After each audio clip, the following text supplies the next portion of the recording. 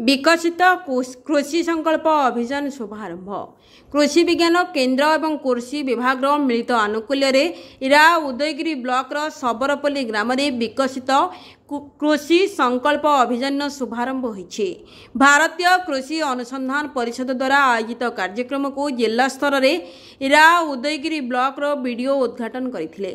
ए कार्यक्रम में मे 29 जून 12 तारिख पर्यंत जिलाव्यापी चलिबो।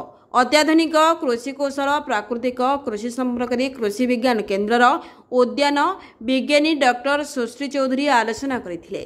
ए कृषि कार्यक्रम में मुख्य जिला कृषि अधिकारी अतिरिक्त कृषि जिला अधिकारी रा उदयगिरी एवं मोहना ब्लॉक कृषि अधिकारी तथा कृषि विज्ञान केन्द्र डॉक्टर संग्राम परमगुरु डॉक्टर संजीव कुमार मांडी उपस्थित रही सरकारी योजना मूर्तिका स्वास्थ्य कार्ड आधारित फसल चयन संतुलित सारर व्यवहार तथा योजनार लाभ अधिकरू अधिक चाषी निकट में पहुंचाइबा निमंते आलोचना होइथिला। गजपति जिल्लार मनोज कुमार पाणी रिपोर्ट, ओडिशा डिजिटल न्यूज।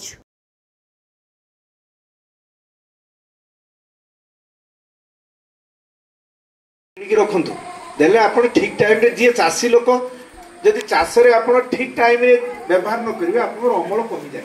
आम देखी तेज ठीक टाइम सार पकेबा ठीक टाइम रोइबा ठीक टाइम हार्वेस्ट करवा एगुड़ा सब जब ठीक टाइम करेंगे आम 20-30% अमल आम अधिका पाऊ। तेणु ठीक टाइम चाष करने ठीक टाइम बिहन दरकार सार दरकार। तेणु सरकार गुरुत्व देते प्री पॉलिसी खोजते आगुआ चाषी मान अवेयरनेस पातु से आगुआ एगुड़ा सब रखु बुझिपारे।